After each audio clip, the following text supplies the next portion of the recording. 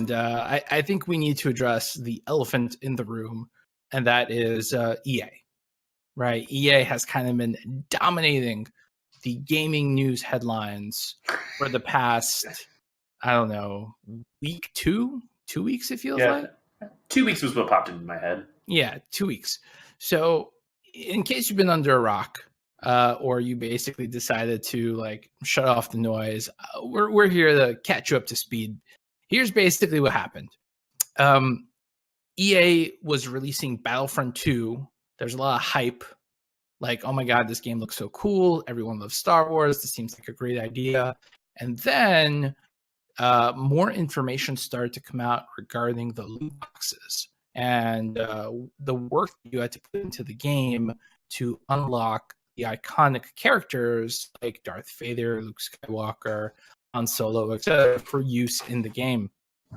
So basically, EA held like an open beta, essentially, right? I think on Origins, so anyone could try out the game for free. That lasted for about a week. People were very upset about the loot crate system. EA decided to scale things back. They basically made it easier to earn the characters, but also reduce the amount of rewards that you received as well. So it didn't really make a difference. Oh my God. So after that happened, people were still further upset, understandably so. And so EA has basically, hold on. Apparently I'm being told I sound like a robot. Interesting. And you put it very nicely. Like, it wasn't that it took a long time for the characters to get unlocked. It would take 3,700 hours to unlock every single character without. So if you're doing the math, 365 days a year, so 10 hours a day, that's playing 10 hours a day, every day for a year, and still not unlocking every single character. Right. And the way it worked was that if you prioritize, like, and you just decide you weren't going to do anything except unlock a character, it still took, I can't even remember what it was, something like 300 hours just to get like one character, some absurd number. And this is already... Yeah, it was 60,000 points. And then you were earning on a 45-minute match like 200 to 300 points if you won. Nice. So they dropped it to 10,000 points. Which is still, you earn 200 to 300 points for a 45-minute match that you win. Can you imagine like what went on in the meeting where they decided like these fucking numbers? They said, we want the players to feel really good about unlocking these characters. And so you feel accomplished. We're going to allow you to play our game for 3,700 hours and unlock all of the characters. And we're going to charge you full price. Oh, yeah. Yeah. Remember when they were bragging about how nobody had to like rush to the hero characters in a map anymore, that everybody would be able to have them on a star card and how great that was? And then they made the star cards prohibitively expensive so nobody could have them except for the whales. Yeah, and all of this playtime. Oh, and I don't know if it was this game, but it's a common practice to like pair you up with people with better equipment and stuff. Yes. So you're more likely to buy that equipment and that upgrade. And so that's like a standard thing in a lot of games, but I'm pretty sure it was in Star Wars Battlefront. Well, yeah, it's okay. Yeah, I'm sure everything. Basically, there was a massive disparity between the players that were willing to dole out money for their characters and people that weren't doing it. So, unlike a game where like Call of Duty, right? Say what you will about it, the multiplayer is fairly balanced, and even a very experienced player, perk-wise, isn't dramatically more powerful than another player. A lot of it's skill. This is you got significant health buffs, you got significant reload speed. Pay to win. And so your character, just the baseline performance of the character was significantly better if you opened up that wallet, essentially. So players were very upset. A lot of players apparently were canceling their orders and so forth and so on. So EA has announced basically that they are removing microtransactions for now. All right, that's all they've committed to. right? It's not a permanent thing. It's just they're removing them. They're going to monitor the situation and figure things out. The two very, very interesting little tidbits of information that came out as well after they made this announcement was the first is they had a financial earning call. And on that call, they announced that they expected, quote, no material impact. I'm gonna read the exact quote. They don't expect there to be a material impact on EA's fiscal year 2018 as a result of turning off the microtransactions, which is like, what the fuck, guys? If there's no financial impact, then why are you being assholes and doing this in the first place?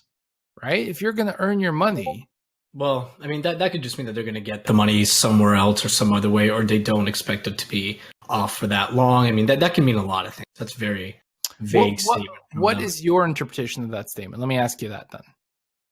I mean, yeah, I think it just means it's corporate speak for don't worry, we're going to find some other way to get this money. I mean, that's just me. No, you listen.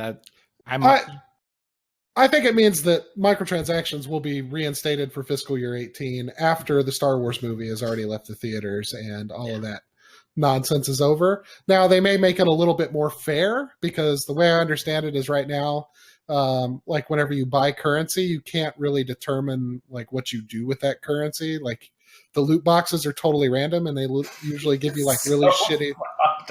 They usually give you like really shitty items. So if you need a particular star card or you want a particular star card or weapon, you can't just buy it. Which I think would make things a lot different if you could, right? My understanding is there's multiple currencies to juggle as well. Like there's like 3. Yeah. To make it extra confusing and convoluted. Mm-hmm. So I'd be back first quarter, I would think. Are going to buy, moms are going to buy something like this for their kids on Christmas. You're at Star Wars. Here's a game.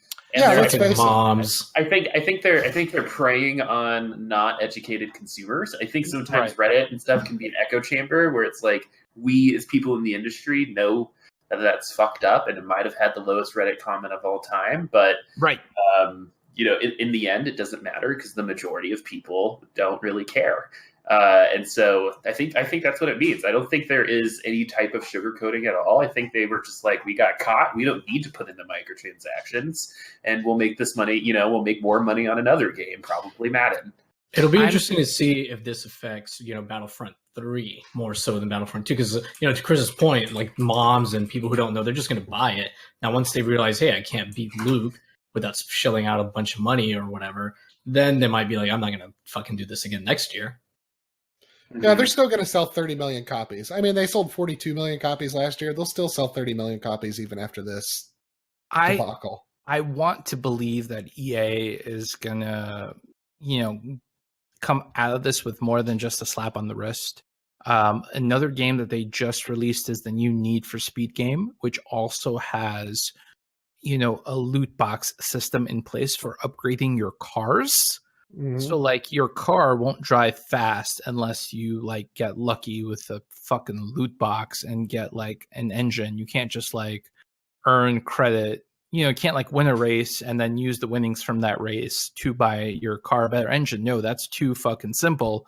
No, you have to like open a loot box and hope that the RNGesus gives you like a better loot, a better car, better tires, better whatever. And that game is not doing well. Basically, it's across the board getting really terrible reviews. Well, it's a slot machine, right? It's literally a slot machine. Yes, it even functions as if there's 3 little wheels, and each one like slows down. Yeah, it's a literal slot machine. So Disney hasn't really, not that I've seen these, they haven't put out a statement or anything, right, about all of this? So it's interesting that you mentioned that, Yahel. Officially, no. But we have heard some stories that Disney has reached out to EA, basically saying, "Yo, cut the shit. Like, this is a bad idea. Don't do this." But they don't actually own EA. They just basically sold them the license to Star Wars, and I want to say it was for a couple of years. Do you guys remember what the agreement was? I don't remember. It was like was like 3 or 5 years up front. But I mean, I would think that contract is going to have, certain requirements regarding the image of Disney's property that have to be met. I would think they can't, like EA, for example, can't just make a Star Wars porn game just because they bought the licenses or something. Like that. Right.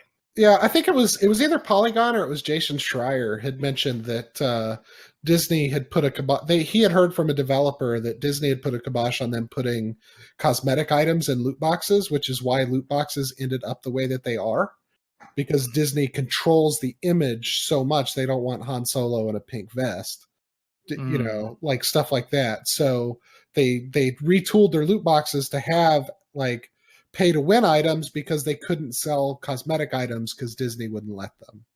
But that doesn't, I'm not saying that's not true. That doesn't make sense because there's still other cosmetic items for like major characters that you could still do. Like I think EA was always going to do this. Yeah, I don't know. This was just like I said. This is EA. This is EA. I mean, come on.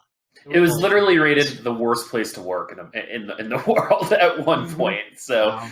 Not only is it just like a terrible game company, right? Just taking all these IPs that we know and love and destroying them, and then they're also a terrible place to work for. So, like, I think that poor social media manager, right, that had to put that Reddit comment out there, like that poor guy.